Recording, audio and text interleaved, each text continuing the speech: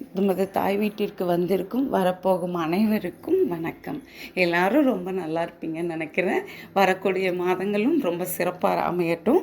பிறகு நமது இந்த வருடத்திற்கான கடைசி மாதத்தில் வந்து நிற்கிறோம். அழகான மார்கழி கார்த்திகை மாதத்தில் வந்து நிற்கிறோம்.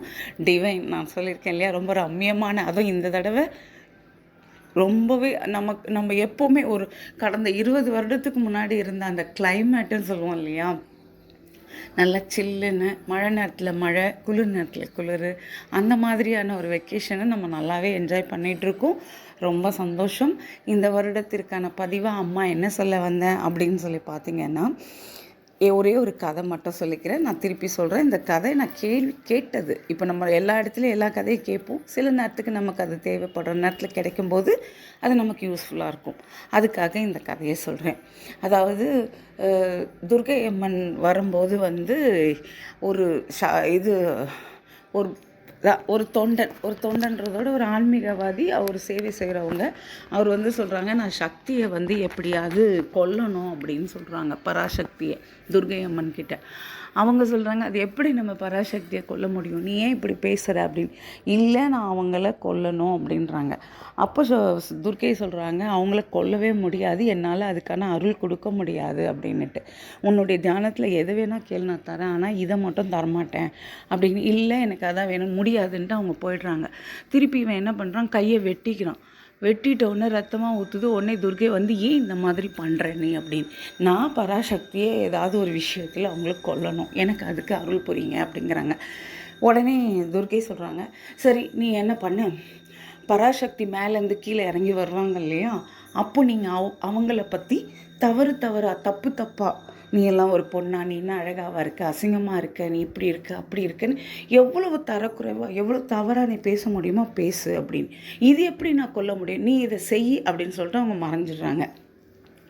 உடனே இவர் இந்த தொண்டர், அதாவது இதில் இருந்தாங்க இல்லையா, தியானத்தில் கேட்டது இது பண்ணவர், அவர் பராசக்தி அவ்வளோ அழகாக இறங்கி வராங்க. அவங்களது அப்படி நம்ம உடம்பே மெய்சில் இருக்கிற அளவுக்கு அவங்க மேலேருந்து இறங்கி வரைச்ச இந்த தொண்டர் இவர் வந்து சொல்கிறார், நீ எல்லாம் ஒரு பொண்ணா, எப்படி பேய் மாதிரி வரப்பார், அவங்க அவ்வளோ தேவதையாக வர்றது இவனுக்கு தெரியும், ஆனால் அவங்கள இது பண்ணுவோம், எப்படி பேய் மாதிரி வர்றப்பார், நீ எல்லாம் என்ன செய்கிற, நீ என்ன உலகத்துக்கு பண்ணுற, நீ என்ன இது பண்ணிட்ட, நீ எல்லாம் பெண்மணியா, நீ இது பண்ணுறியா, அது ரொம்ப எவ்வளோ தரக்குறைவாக பேச முடியுமோ அவங்கள அவ்வளோ தரக்குறைவாக பேச பேச பேச சக்தி அப்படியே அவ்வளோ பெரிய இதாக இருந்து வந்தவங்க குறுகி குறுகி குறுகி குறுகி குறுகி இவ்வளோண்டு ஆயிடுறாங்க. அப்போது அவன் நினைக்கிறான், பரவாயில்லையே இந்த வார்த்தைக்கு இவ்வளோ இது இருக்கான்னு குறுகி நிற்கிறாங்க. அப்போ அந்த இடத்துல சிவன் தோன்றார். சிவன் தோன்றி சக்தி கிட்ட, என்ன நீ சக்தி பண்ணிகிட்ருக்க அப்படின்னு.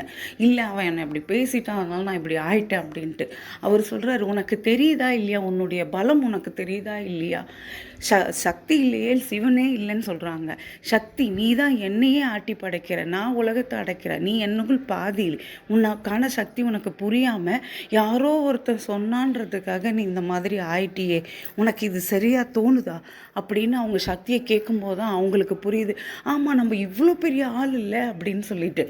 ஆனால் யாரோ ஒருத்தர் சொன்னதை கேட்டு நம்ம இப்படி குறுகிட்டோமே அப்படின்னு சொல்லி அதுக்கப்புறம் அவங்க பழைய ரூபத்தை எடுத்து அவனுக்கான ஒரு சாபத்தை கொடுத்து அவர் ஒரு இது ஆக்குறாங்க. அது வேறு விஷயம்.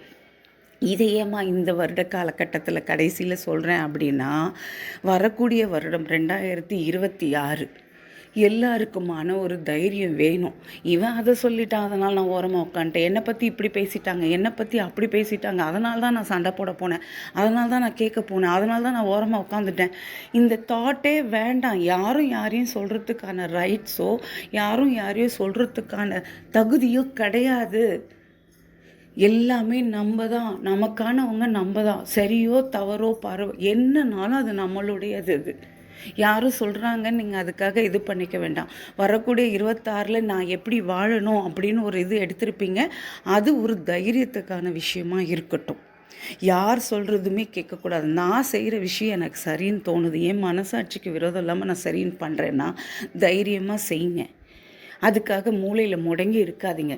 இது நிறைய பெண்களுக்கும் சரி, இப்போ ஆண்களுக்கும் அப்படி தான் இருக்குது. என் வீட்டில் அவள் அப்படி திட்டா, அவள் அப்படி பேசிட்டா, அதனால் நான் மனசு உடஞ்சி இதை செய்கிறதே நான் விட்டுட்டேன், இப்படி பண்ணுறதே நான் விட்டுட்டேன்.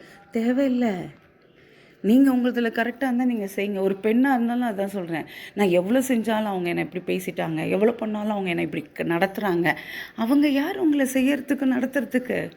உங்களுக்கு தெரியும் இல்லையா நீங்கள் எப்படின்னு சொல்லிட்டு. ஸோ எப்போவுமே நிறைய பேர் வந்து இன்றைக்கி காலகட்டத்தில் தன்னுடைய பலம் தெரியாமல் ஓரமாக முடங்கி போனவங்க தான் இன்றைக்கி நிறைய பேர்.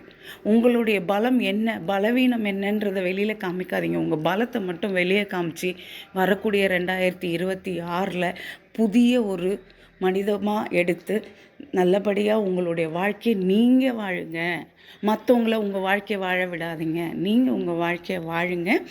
எல்லாருக்கும் ஆங்கில புத்தாண்டு வருட பிறப்பு வாழ்த்துக்கள். அம்மா உங்களை அடுத்த வருடம், அதாவது அடுத்த மாதம் உங்களை சந்திக்கிறேன்.